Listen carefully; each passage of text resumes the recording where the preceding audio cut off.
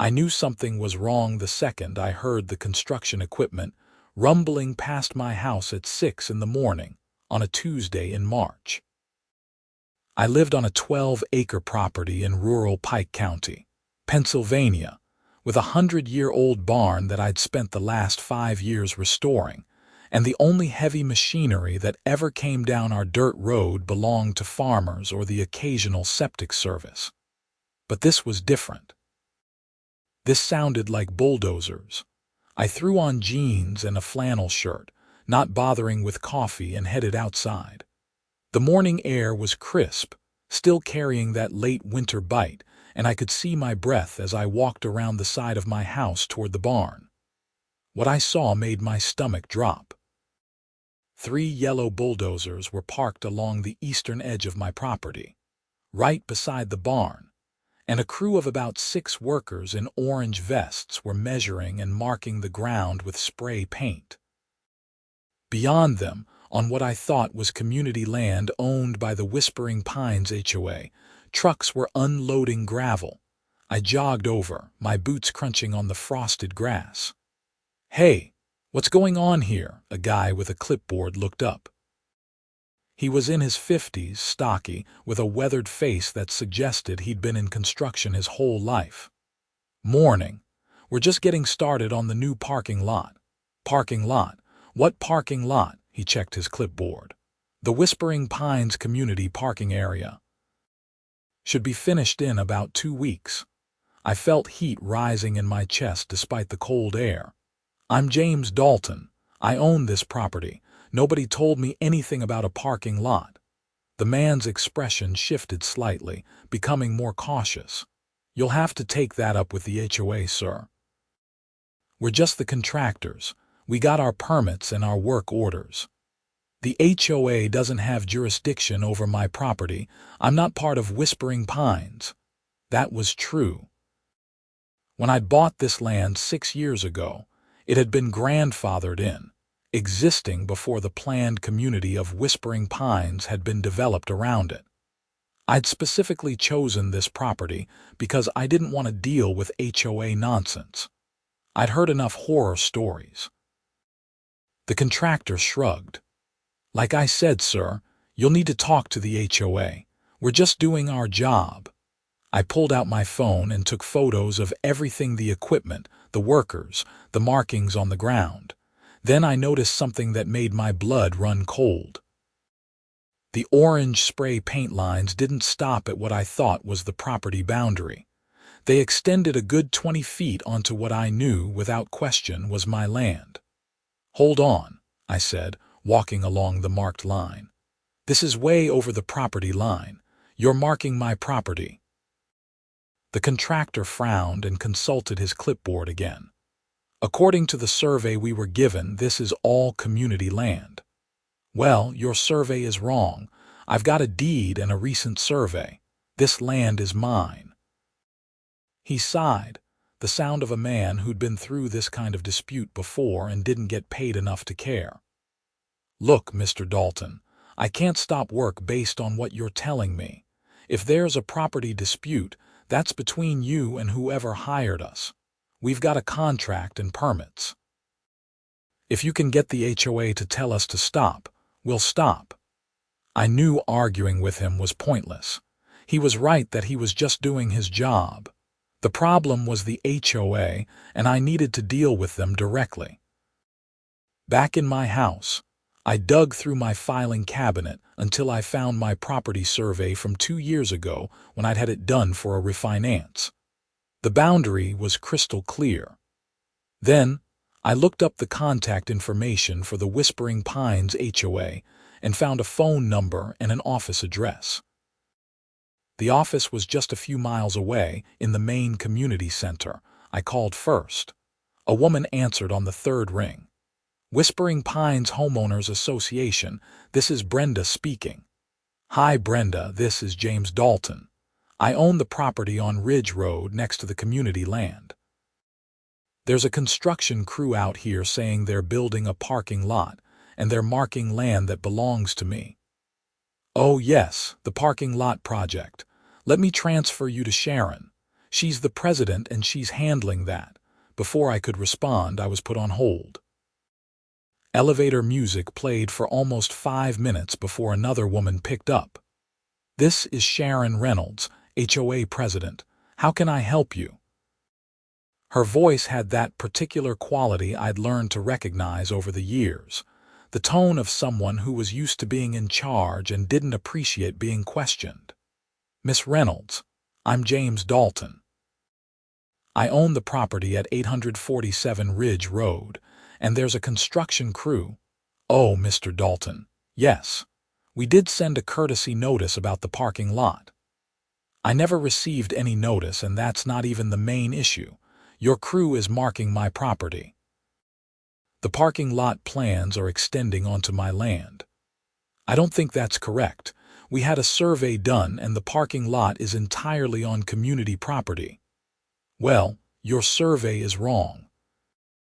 I have my own survey from 2 years ago, done by a licensed surveyor, and it clearly shows that your markers are at least 20 feet onto my property." There was a pause. When Sharon spoke again, her voice had hardened.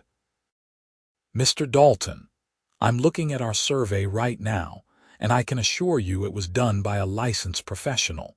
The parking lot is on community land.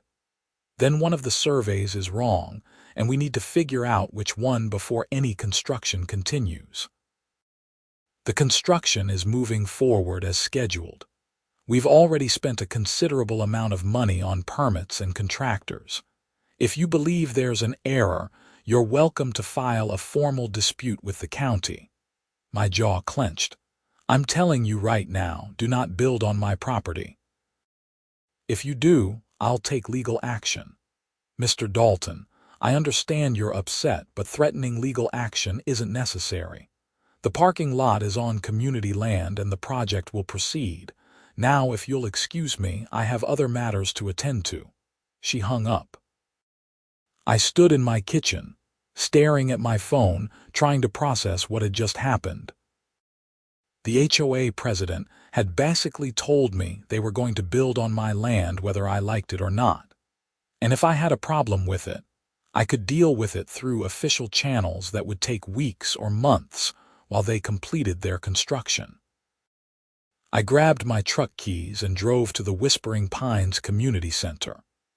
It was a modern building, all glass and cedar siding, with a perfectly manicured lawn that probably cost more to maintain than my entire yearly property tax. Inside, the office was carpeted and decorated with generic landscape paintings. Brenda, the receptionist, looked up from her computer. She was young, maybe mid-20s, and seemed nervous when I walked in. "I need to speak with Sharon Reynolds," I said, trying to keep my voice level. "Do you have an appointment?" "No, but this is urgent. It's about the parking lot construction that's happening on my property right now." Brenda bit her lip. "Let me see if she's available." She disappeared through a door behind her desk.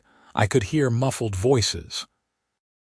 After a couple of minutes, she returned. "Miss Reynolds said she just spoke with you on the phone, and there's nothing more to discuss until you file a formal dispute with the county. I'm not leaving until I speak with her face to face." The door behind Brenda opened, and a woman in her early 50s emerged. Sharon Reynolds was exactly what I'd expected. Perfectly styled blonde hair, expensive-looking pantsuit, and an expression that said she dealt with difficult people every day and had no patience for it. "Mr. Dalton, as I told you on the phone, if you have a dispute about property boundaries, you need to file with the county. This office isn't the appropriate venue. Your construction crew is literally on my land right now. This is absolutely the appropriate venue. You're the one who hired them. According to our survey, which was done by Thompson Land Surveying, a highly reputable firm, the construction is entirely on community land. If your survey says otherwise, then we have conflicting information and the county will need to resolve it." I pulled out my phone and showed her the photos I'd taken. "Look at this. Your spray paint goes well past where the property line should be. I've got my survey in my truck. I can show you right now." Sharon barely glanced at the photos. "Mr. Dalton, I'm not a surveyor. I can't make determinations about property boundaries based on photos. What I can tell you is that we followed all proper procedures, got all necessary permits, and hired licensed professionals. The parking lot is needed for our community, and it will be built on schedule. And if it turns out you're building on my property, then we'll address that when and if it becomes an official finding, but I'm confident in our survey." The casual dismissal was infuriating. "You're seriously telling me that even though I'm standing here telling you there's a property dispute, you're going to continue construction? I'm telling you that we have no official reason to stop construction. A verbal claim isn't sufficient. If you want us to stop, get a court order." She turned and walked back into her office, closing the door behind her. Brenda looked at me apologetically but said nothing. I left, got in my truck, and sat there for a moment, gripping the steering wheel. Then I called my insurance agent, who gave me the name of a real estate attorney. Then I called that attorney. His name was Michael Brennan, and his office was in Milford, about 20 minutes away. His secretary said he could see me that afternoon at 2. I spent the rest of the morning watching the construction crew. They'd started clearing the ground, and the bulldozers were scraping away topsoil and grass. I took video and more photos, carefully documenting everything. I also went into my barn and found the metal stakes that marked my property corners, the ones that had been placed by the surveyor 2 years ago. The eastern stake, the one closest to where the construction was happening, was still there, driven deep into the ground. I measured the distance from that stake to the nearest orange spray paint line. 23 feet. The parking lot plans extended 23 feet onto my property. At 2 o'clock, I was sitting in Michael Brennan's office. He was in his 60s, with gray hair and wire-rimmed glasses, and his office was filled with law books and files. I showed him everything: my survey, the photos, the videos, the measurements. He studied the documents carefully, making notes on a legal pad. "This is pretty clear-cut," he said finally. "Your survey shows the boundary, and if the construction is happening where you say it is, they're on your property. The HOA president said they have their own survey that shows it's community land. You know who did their survey?" She said Thompson Land Surveying. Brennan nodded. "I know them. They're legitimate. So either there's been a mistake in one of the surveys or something else is going on." "What do you mean, something else?" "Sometimes HOAs play games with property boundaries, especially if they want land for expansion. They might hire a surveyor and then misrepresent the findings or cherry-pick data. I'm not saying that's what happened here, but I've seen it before." "So what do I do?" "First, I'm going to send them a cease and desist letter today. That puts them on official notice that you're disputing the property line and that any construction on the disputed area is at their own risk. Second, we're going to file for a temporary restraining order to stop construction until the boundary dispute is resolved. That usually takes a few days. Third, we're going to hire an independent surveyor to do a new survey and compare all three." "How much is this going to cost?" He gave me a number that made me wince, but I didn't have much choice. "Do it," I said. Brennan worked fast. By 4 o'clock, a courier had delivered the cease and desist letter to the HOA office. By the next morning, we'd filed for the temporary restraining order, with a hearing scheduled for Friday, 3 days away. The construction continued. On Wednesday, I went back out to watch the crew. The parking lot was taking shape. They'd graded the entire area and were starting to lay the foundation layer of gravel. The section on my property was clearly visible. I took more photos and videos. Around 10 in the morning, a white Mercedes pulled up, and Sharon Reynolds got out. She was with another woman, shorter, with dark hair styled in a severe bob. They stood near the construction site, looking at clipboards and talking to the contractor. I walked over. "Miss Reynolds." She turned and her expression tightened. "Mr. Dalton. I'm assuming you got the cease and desist letter." I did. Our attorney reviewed it. "We're not stopping construction. There's a hearing on Friday for a restraining order. We'll see you there." The other woman spoke up. She had a sharp, nasal voice. "Mr. Dalton, I'm Patricia Hoffman, Vice President of the HOA. This parking lot has been planned for over a year. Our community needs it. We have residents who have to park on the street because we don't have enough spaces. This is a legitimate community improvement." "That's fine, but build it on your land, not mine." "It is on our land," Sharon said. "Your claim is baseless, and frankly, it seems like you're just trying to obstruct a project that benefits the community." "I'm trying to protect my property rights." Patricia crossed her arms. "You know, Mr. Dalton, you've always been something of an outsider here. You own this little island of property in the middle of our community, but you don't contribute anything.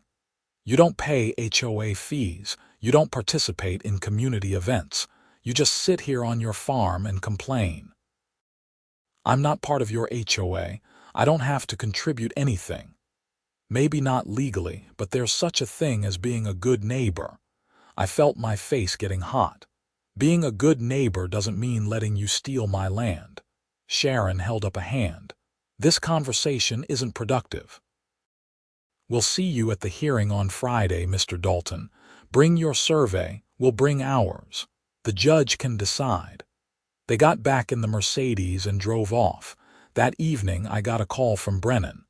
"I've got some interesting news," he said. I requested a copy of the HOA's survey from the county, since they would have filed it when they got their permits. It's from Thompson Land Surveying, like they said, but here's the thing. The survey itself shows the correct property line. It matches your survey almost exactly. What? Then why are they building on my land? That's what I want to know. Either someone at the HOA misread the survey, or they're deliberately ignoring it. I'm going to bring this up at the hearing. This could actually work in our favor. If they knew the correct boundary and built anyway, that's trespass, and it's intentional. Friday came. The hearing was at the Pike County Courthouse in Milford. I met Brennan outside at 8:30, and we went through security and found the right courtroom. Sharon Reynolds was there with a lawyer, a slick-looking guy in an expensive suit who introduced himself as Douglas Martinson. Patricia Hoffman was there too, sitting in the gallery with a few other people I didn't recognize, probably other HOA board members. The judge was a woman in her 40s named Judge Andrea Chen. She had a reputation, Brennan had told me, for being fair but no nonsense. Brennan presented our case first. He showed the judge my survey, explained that I'd owned the property for 6 years, and that the construction was clearly on my land. Then he dropped the bombshell about the HOA's own survey showing the same property line.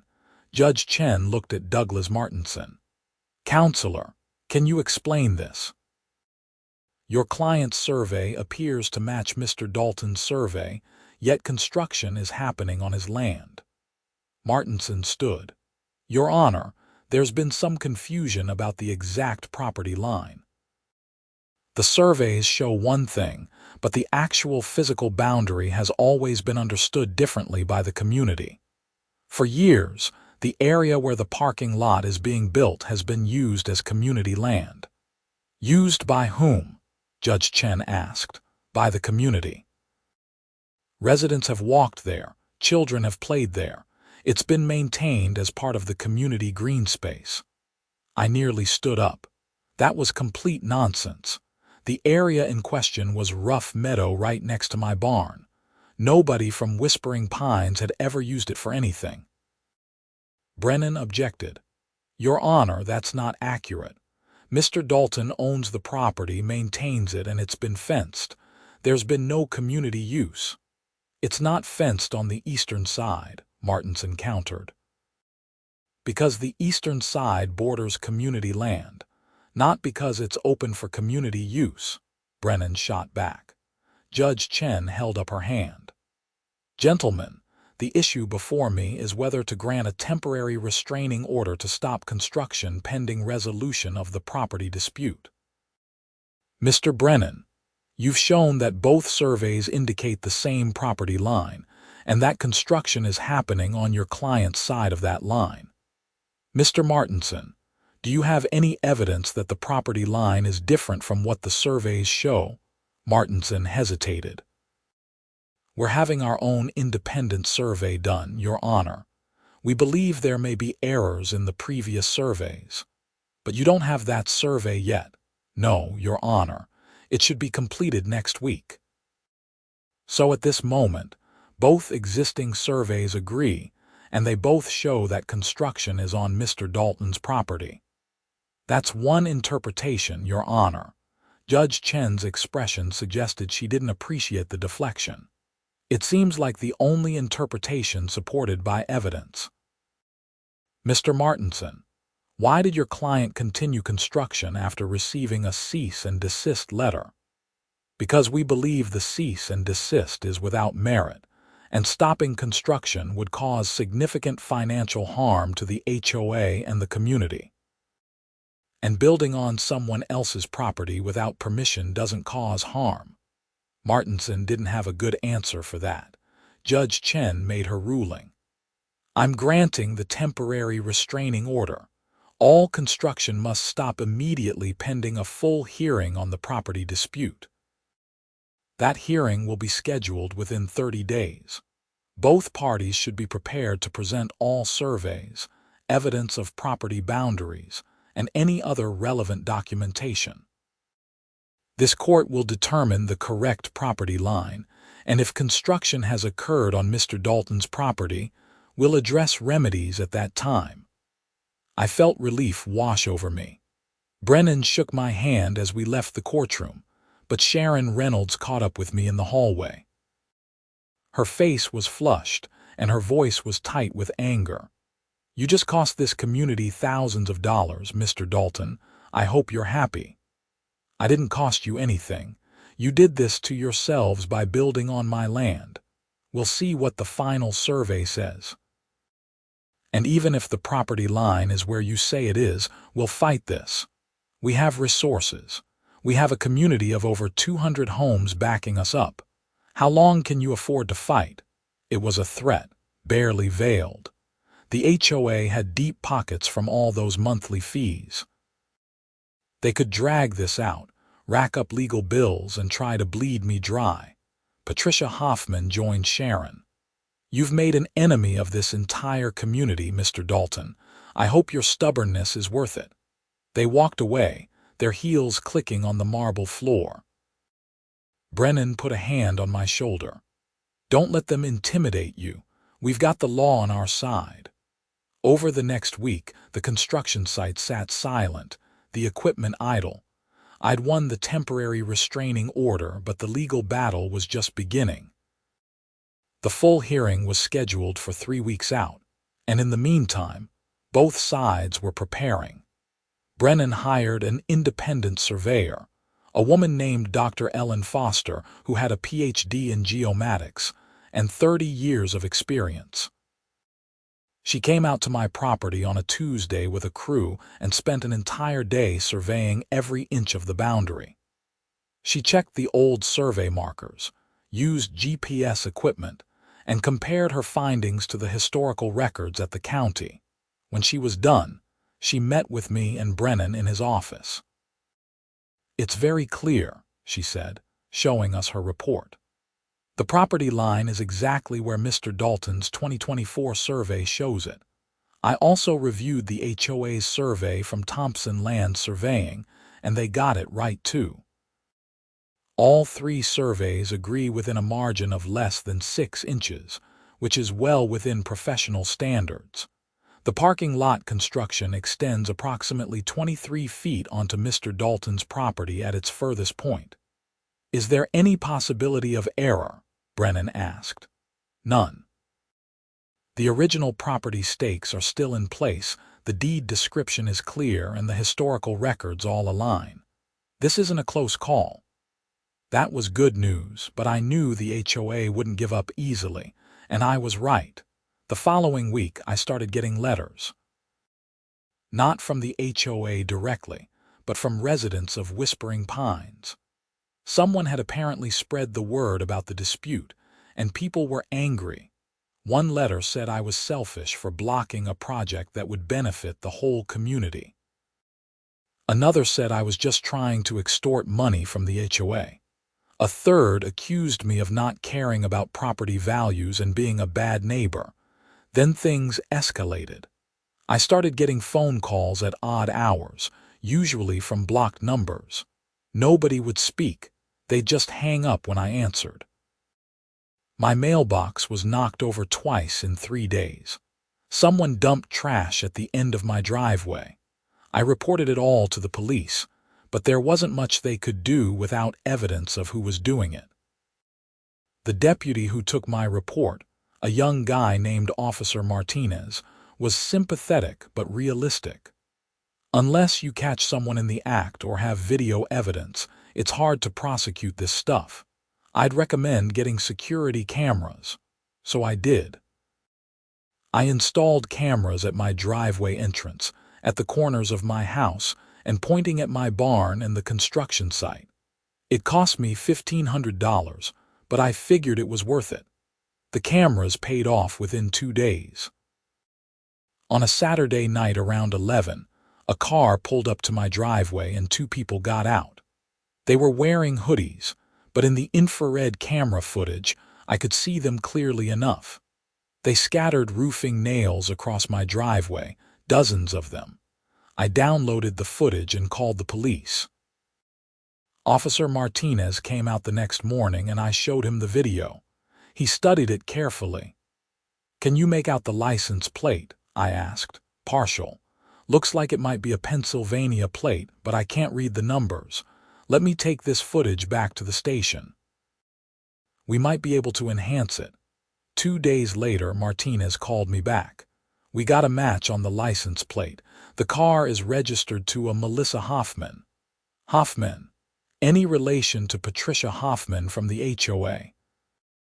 According to our records, Melissa Hoffman lives at 1247 Oakmont Drive in Whispering Pines, and that address is listed as Patricia Hoffman's residence. Looks like it's her daughter.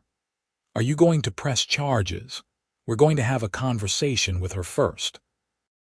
Could be the daughter borrowed the car without permission. We need to establish who was actually driving and who scattered the nails. The thought that the HOA vice president's daughter was vandalizing my property made me furious, but I tried to stay calm. "Keep me updated, please." "Will do." Meanwhile, the legal case was moving forward. The HOA had indeed hired another surveyor, and their report had come in. Brennan called me with the news. Their new survey confirms what we already know. The property line is where all the other surveys say it is. But here's where it gets interesting. Their lawyer is now arguing something called adverse possession. What's that? It's a legal doctrine where if someone uses property openly and continuously for a certain period of time, they can actually claim ownership of it, even if they don't have a deed. In Pennsylvania, the period is 21 years. But Whispering Pines hasn't even existed for 21 years. The whole development was built like 15 years ago. Exactly. Their argument is going to fail, but it shows they're getting desperate. They know they're on your property, and now they're trying to find any legal theory that might justify it. The full hearing was scheduled for April 15th, just over a month after the initial restraining order. In the meantime, Officer Martinez called with an update on the vandalism. "We interviewed Melissa Hoffman," he said. She claims she lent her car to a friend that night and didn't know what the friend was planning. The friend's name is Trevor Walsh, and he's 19, also lives in Whispering Pines. Did you talk to him? We did. He admitted to scattering the nails but said it was just a prank. He didn't think it was a big deal. A prank? He could have shredded my tires or caused an accident. I agree, and we're charging him with criminal mischief and trespassing. He'll have a court date in a few weeks. As for Melissa Hoffman, we can't prove she was involved, but we've documented everything. It wasn't as satisfying as I'd hoped, but at least there were some consequences. As April 15th approached, the tension in the community was palpable. I'd stopped going into town because I was tired of the dirty looks and occasional confrontations. Twice, people had approached me in parking lots to tell me I was ruining the community. Once, someone keyed my truck while I was in the grocery store. I felt like I was under siege, and all because I'd had the audacity to defend my own property. Brennan was confident going into the hearing, though. We have 3 surveys that all agree, we have clear deed records, and we have photographic evidence of construction on your land. They don't have a case. The only question is what remedy the court will order. What do you mean, remedy? Well, they've already built part of the parking lot on your land. The judge could order them to remove it, or she could order them to compensate you, or some combination.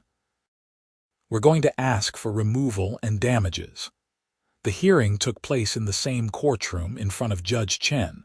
This time, there were more people in the gallery. I recognized Sharon Reynolds and Patricia Hoffman, along with several other HOA board members. There were also a bunch of Whispering Pines residents, presumably there to show support for the HOA. The hearing lasted almost 4 hours. Brennan presented our evidence methodically. The surveys, the deed, the photographs, the video footage of the construction. He called Dr. Foster as an expert witness, and she testified about her findings. Douglas Martinson, the HOA's lawyer, tried his best. He presented their new survey, which of course agreed with all the others. Then he made the adverse possession argument, which Judge Chen quickly shot down. Counselor, the law requires 21 years of continuous, open, and notorious use for an adverse possession claim. Whispering Pines has only existed for 15 years, and you haven't presented any evidence of use of this specific parcel during that time. Martinson shifted gears. Your Honor, even if the property line is where Mr. Dalton claims, the HOA acted in good faith. We genuinely believed we were building on community land. We've already invested over $70,000 in this project. Ordering removal would be an extreme hardship. Acting in good faith would have meant stopping construction when Mr. Dalton notified you of the dispute, Judge Chen said. Instead, your client continued building even after receiving a cease and desist letter and after being informed of this hearing. That doesn't demonstrate good faith. Martinson tried one more angle. Your Honor, we'd ask the court to consider a compromise. Perhaps Mr. Dalton would be willing to sell the disputed parcel to the HOA for fair market value, allowing the parking lot to remain. Judge Chen looked at me. Mr. Dalton, would you be interested in selling the property in question? Brennan and I had discussed this possibility. I stood. No, Your Honor. That land is part of my property and I don't want a parking lot next to my barn. I'm not interested in selling. Judge Chen nodded. Mr. Dalton has no obligation to sell his property simply because someone else built on it without permission. She took a short recess to review all the evidence, and when she returned, her ruling was clear and decisive. Based on the evidence presented, the court finds that the property line is as shown in the surveys presented by both parties. The construction of the parking lot extends approximately 23 feet onto property owned by James Dalton. The Whispering Pines HOA is hereby ordered to remove all construction from Mr. Dalton's property within 60 days. This includes the paved surface, gravel, and any other materials. The property must be restored to its original condition as much as reasonably possible. Additionally, the HOA is ordered to pay Mr. Dalton's reasonable attorney fees and costs, as well as damages for trespass in the amount of $10,000. The temporary restraining order is made permanent, prohibiting any future construction or use of Mr. Dalton's property without his written permission. I felt a wave of relief so strong I nearly sat down too hard. Brennan shook my hand, grinning. Across the aisle, Sharon Reynolds looked like she'd been slapped. Patricia Hoffman was whispering furiously to Douglas Martinson, who was packing up his briefcase with a resigned expression. As we left the courtroom, Sharon intercepted us in the hallway. "This isn't over, Mr. Dalton." "Actually, it is," Brennan said. "The judge ruled. You have 60 days to remove the parking lot. We'll appeal. You can try, but you won't win. The evidence is overwhelming. My advice is to comply with the order and move on." Sharon's face was red. "Do you have any idea what you've done? That parking lot was going to serve 200 families. Now we have to start over, find a new location, spend even more money. You've set our community back years." "Your HOA built on property that didn't belong to you," I said. "This is entirely your fault." Patricia Hoffman stepped forward. "You're going to regret this. You still live surrounded by our community. Life can be very difficult for someone who isn't a team player." "Is that a threat?" Brennan asked sharply. "It's a reality," Patricia said. Brennan pulled out his phone. "I'm recording this conversation. Please, continue making threats. It'll be useful when we file for a restraining order against you personally." Patricia's mouth snapped shut. Sharon grabbed her arm and pulled her away. Over the next few weeks, things got worse before they got better. The HOA filed an appeal, just as Sharon had threatened, but Brennan assured me it was a long shot. In the meantime, I continued to experience harassment. Someone spray-painted "selfish" on my barn door. My mailbox was destroyed again, this time with a baseball bat based on the dents. I received dozens of nasty letters and emails. A few Whispering Pines residents started a Facebook group called Justice for Whispering Pines that was dedicated to trashing me, though I only knew about it because a friend sent me screenshots. The worst incident happened on a Tuesday night in early May. I woke up around 2 in the morning to the sound of breaking glass. I grabbed my phone and checked the security cameras. 3 people in masks were throwing rocks at my barn windows. I called 911 immediately and then, against my better judgment, ran outside. I didn't try to confront them, but I started yelling and turning on every outdoor light I had.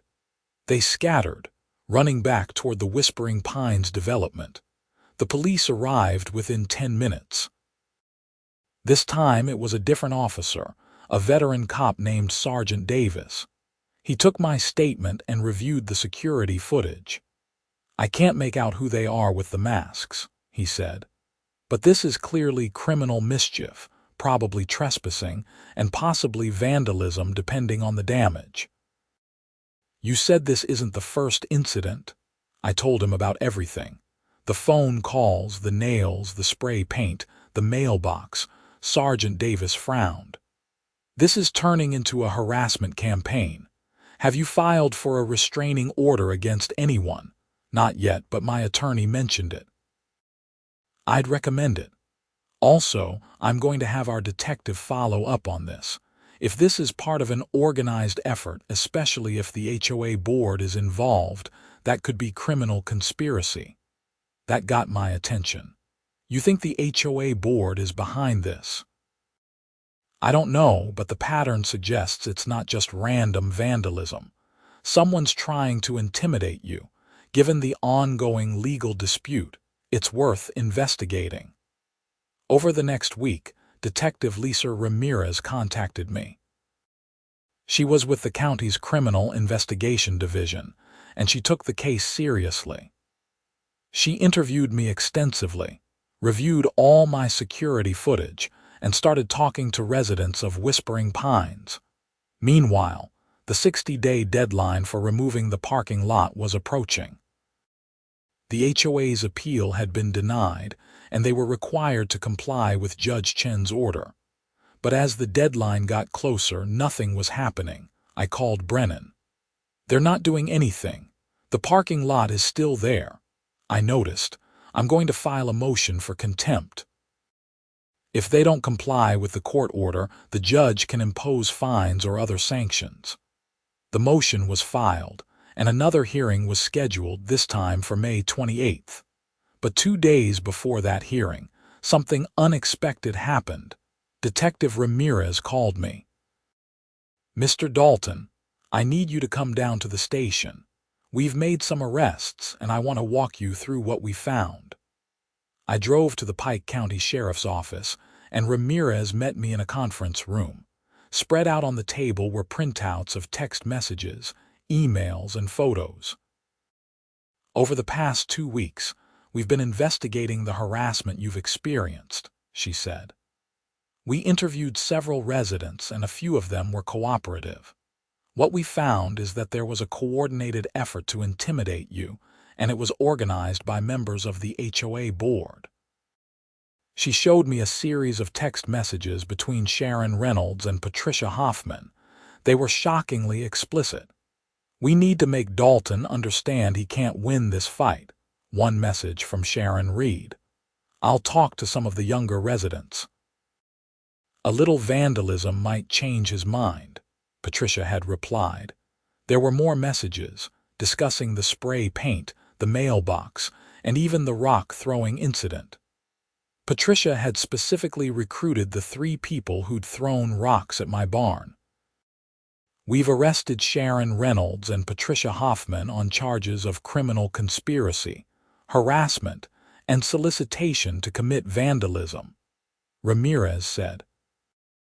"We've also arrested the 3 individuals who threw rocks at your barn, and Trevor Walsh is being charged with additional counts related to the nail incident." I sat back, stunned. The HOA president and vice president orchestrated all of this. According to the evidence, yes. They believed that if they made your life difficult enough, you drop the lawsuit or agree to sell the property. It backfired spectacularly. What happens now? They'll be arraigned, and the DA will decide on prosecution. Given the evidence, I expect they'll be offered plea deals, but that's up to them. In the meantime, we've also informed the HOA board's attorney about the arrests. You might see some changes in leadership. I thanked Ramirez and left the station feeling like a weight had been lifted. The people who'd been tormenting me were finally facing consequences. The next day, the story hit the local news. "HOA leaders arrested in harassment campaign" was the headline in the Pike County Dispatch. The article detailed the arrests and the ongoing property dispute. Public opinion shifted almost overnight. Suddenly, I wasn't the selfish landowner blocking a community project. I was the victim of a criminal conspiracy by out-of-control HOA leaders. The Facebook group that had been dedicated to trashing me was deleted. I started getting apologetic emails from Whispering Pines residents who said they'd been misled about the situation. The hearing on May 28th was surreal. Sharon Reynolds and Patricia Hoffman were not present. They'd both resigned from the HOA board and were dealing with their criminal cases. Instead, a new interim president, a mild-mannered accountant named Robert Chen, represented the HOA along with a new attorney. Robert Chen stood before Judge Chen, no relation as far as I knew, and addressed the court. "Your Honor, on behalf of the Whispering Pines HOA, I want to apologize to Mr. Dalton and to this court. The previous board leadership engaged in conduct that was both illegal and unethical. The current board is committed to complying with your order. We've already hired a contractor to remove the parking lot from Mr. Dalton's property, and work will begin next week. We expect to complete the restoration within 30 days. Judge Chen nodded. I'm pleased to hear that, Mr. Chen. I trust the new board will conduct itself with more professionalism and respect for the law. Absolutely, Your Honor. The judge then turned to me. Mr. Dalton, I understand you've been subjected to significant harassment related to this case. I want to assure you that this court takes such conduct very seriously. If you experience any further problems, please report them immediately. Thank you, Your Honor. The hearing was over in less than 20 minutes. As Brennan and I walked out, Robert Chen approached us. Mr. Dalton, I want to personally apologize for everything you've been through. What Sharon and Patricia did was inexcusable. The board is going to do everything we can to make this right. I studied him. He seemed genuine, and I was too tired to hold a grudge against someone who hadn't been involved in the original problem. I appreciate that. I just want my property restored and to be left alone. You have my word. If there's anything we can do to be good neighbors going forward, please let us know. We shook hands, and that was it. True to their word, the new HOA board hired a contractor, and within 2 weeks, the section of parking lot on my property was demolished. They removed the asphalt, the gravel, and even replaced the topsoil. They reseeded the area with grass that matched the rest of my meadow. The work was done professionally and quietly.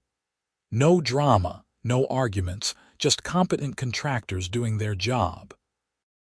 By mid-June, my property looked almost like the parking lot had never been there. There was still a visible scar where the ground had been disturbed, but the contractor assured me the grass would fill in over the summer. The criminal cases against Sharon Reynolds and Patricia Hoffman moved forward. Both of them ended up pleading guilty to reduced charges. Sharon was sentenced to 2 years of probation, a $10,000 fine, and community service. Patricia got a similar sentence. The 3 people who'd thrown rocks at my barn were sentenced to probation and restitution for the damage. Trevor Walsh, the kid who'd scattered nails on my driveway, got a lighter sentence because it was his first offense. 6 months of probation and a $500 fine. I received restitution payments for all the vandalism, which covered the cost of the repairs and then some. The HOA also paid my attorney fees, which totaled about $30,000, plus the $10,000 in damages Judge Chen had awarded. By July, life had mostly returned to normal.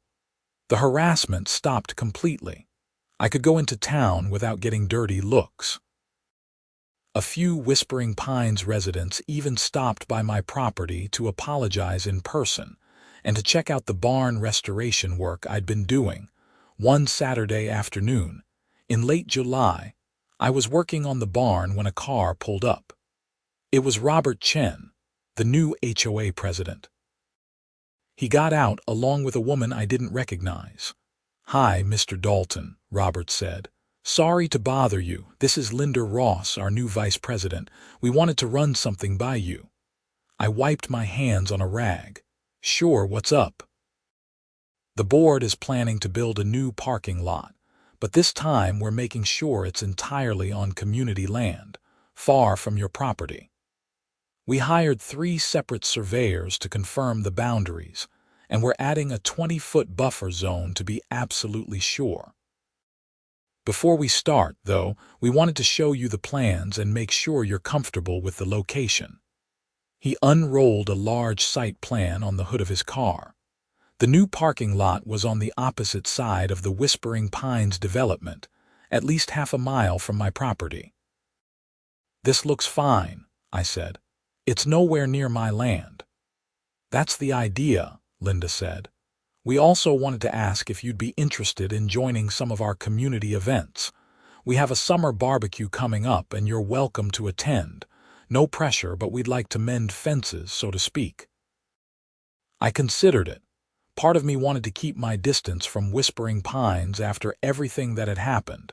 But Robert and Linda seemed like decent people who were genuinely trying to fix the mess left by their predecessors. I'll think about it, I said. Thanks for the invitation. Fair enough. And again, we're really sorry for everything you went through. It never should have happened. They left, and I went back to work on the barn. Over the next few weeks, I found myself gradually warming to the idea of being on better terms with my neighbors. I didn't attend the summer barbecue, but when the HOA invited me to a fall festival in September, I went. It was actually kind of nice. The people I met were friendly, and several of them went out of their way to tell me they were glad the whole mess was resolved. A few asked about my barn restoration, and I found myself giving impromptu tours. By October, the new parking lot was complete, entirely on HOA land with no disputes. The grass on my property had filled in beautifully, and you could barely tell where the old parking lot had been. I was sitting on my porch one evening in late October, watching the sun set over the hills when my phone rang. It was Brennan. Hey, James. Just wanted to give you an update. The appeals period for the court judgment has expired, and the HOA has paid everything they owe. The case is officially closed. That's good to hear. How are things otherwise? Any more trouble? None. Actually, things are pretty peaceful. The new HOA board is professional, and I've even gotten to know some of the residents. It's amazing what a difference leadership makes. That's great. You know, in all my years practicing law, I've seen a lot of HOA horror stories, but this one really took the cake. I'm glad it worked out in the end. Me too. Thanks for everything, Michael. Anytime. Take care. I hung up and leaned back in my chair. The whole ordeal had been exhausting and infuriating, but it had also taught me something important. Standing up for yourself matters, even when it's hard, even when it seems like everyone is against you. The Whispering Pines HOA had built a parking lot on my property, thinking they could get away with it through intimidation and bullying. They'd underestimated my resolve and overestimated their power. In the end, the law had worked the way it was supposed to, and justice had been served.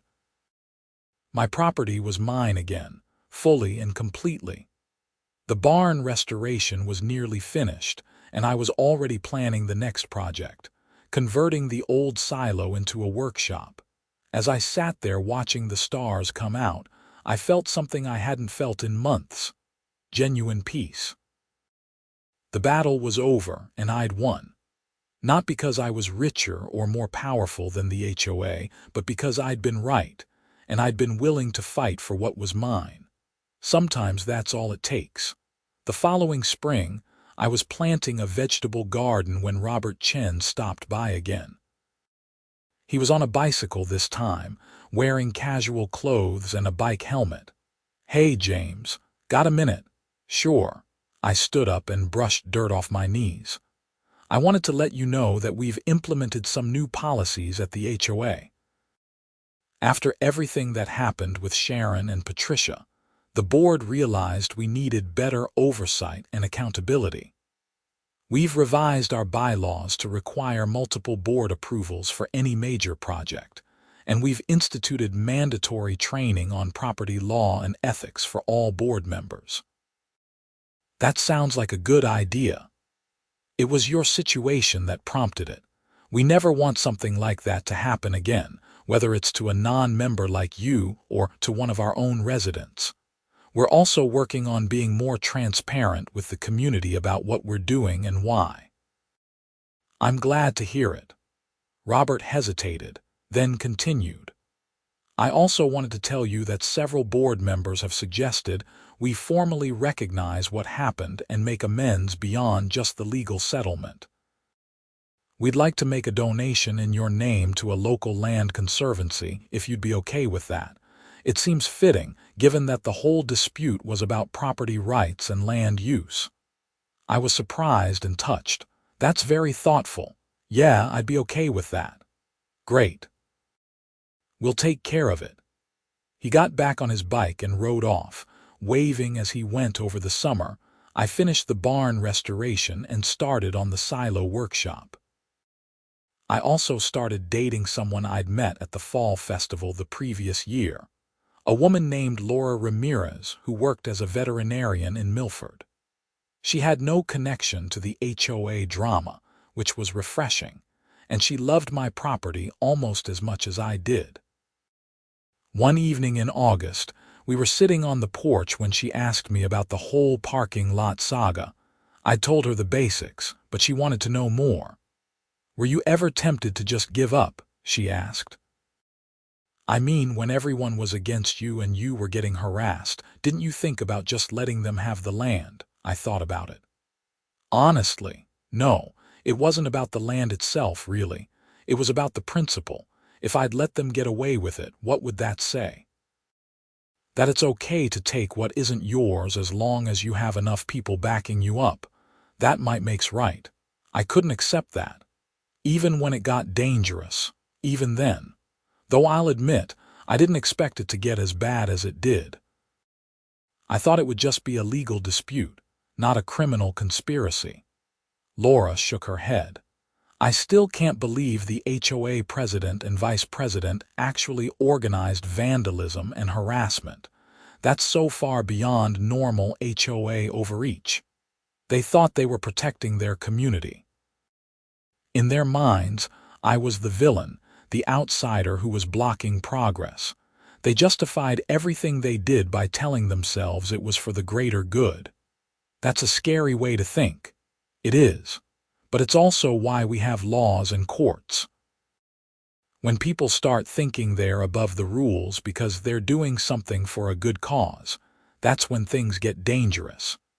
We sat in comfortable silence for a while, watching fireflies blink in the meadow where the parking lot used to be. "You know what the best part is?" I said eventually. "What?" "I don't have to think about it anymore. It's over. The property is mine, the people who harassed me faced consequences, and I can just live my life." Laura smiled and squeezed my hand. "That's a pretty good outcome." "Yeah," I agreed. "It really is."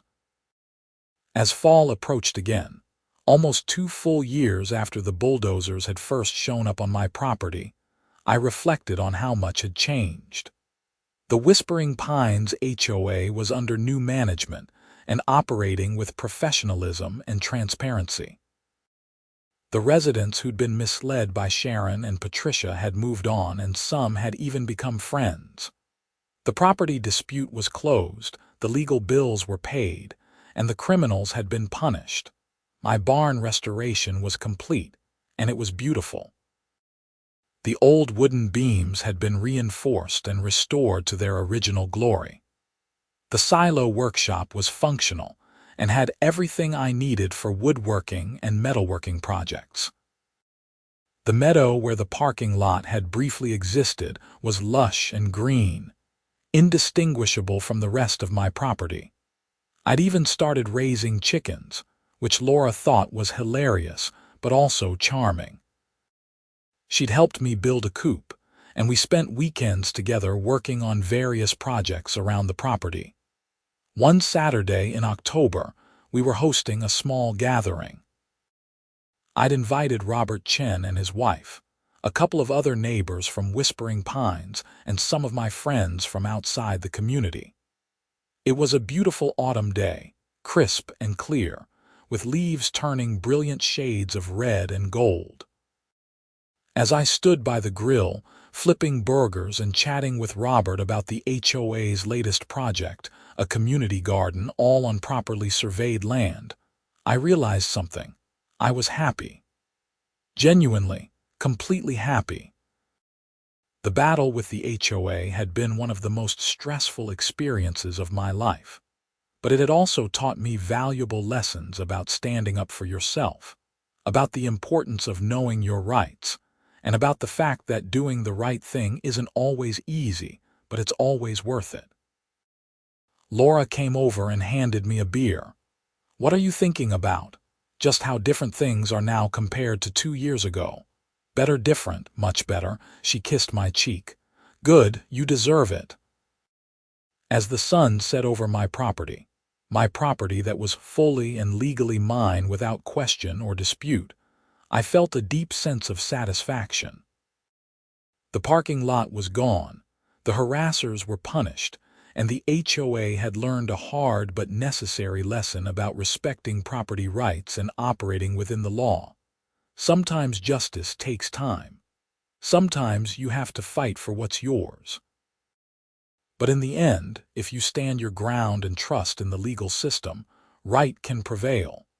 The Whispering Pines HOA had tried to take my land, and when that didn't work, they tried to drive me away through intimidation.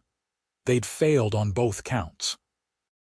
My barn stood tall and proud, my property lines were clear and undisputed, and I was surrounded by friends and community members who respected me and my rights. It had been a long, hard road from that morning when I first heard the bulldozers to this peaceful autumn evening.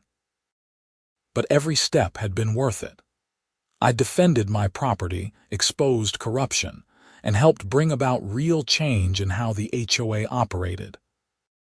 As I looked around at my friends and neighbors, at my beautifully restored barn at the rolling hills of Pike County, Pennsylvania, stretching out in every direction, I knew one thing for certain. I was home, and no one was ever going to take that away from me again. The story of the HOA that built a parking lot across my property line had ended not with defeat or compromise, but with complete victory. Justice had been served, wrongs had been righted, and life had moved on to something better.